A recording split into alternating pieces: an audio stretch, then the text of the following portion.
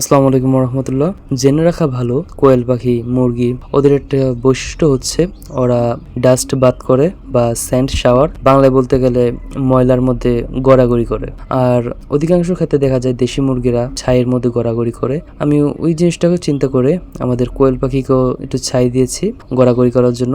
আমি যতটুকু জানি, ছাইয়ের মধ্যে যখন কোয়েল পাখি গড়াগড়ি করে ওদের শরীরের ভিতর যেই ছোট ছোট অণুজীব রয়েছে, ছোট ছোট পোকা রয়েছে, বিশেষ করে উকুন, ওগুলো চলে যায় এবং কোয়েলের রোগ প্রতিরোধ ক্ষমতা ভালো থাকে। আর জেনে রাখা ভালো, ছাই যদি দিতে হয় তাহলে অবশ্যই লাকড়ির ছাই দিতে হবে অথবা পাতার ছাই। যদি অন্য কোনো প্লাস্টিক বা পলিথিন পরা হয় তাহলে এতে বিপরীত হতে পারে। আর একটা জিনিস লক্ষ্য রাখতে হবে, ছাই দেওয়ার পর যাতে কোয়েল পাখি হাঁচি না দেয়, চোখ দিয়ে যাতে পানি না পড়ে, তাহলে কোয়েল পাখি সমস্যা হতে পারে।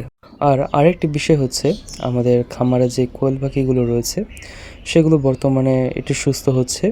আর যখন আমরা ছাই দিয়েছি তখন ওরা একটু আগে থেকে বেশি অ্যাক্টিভ,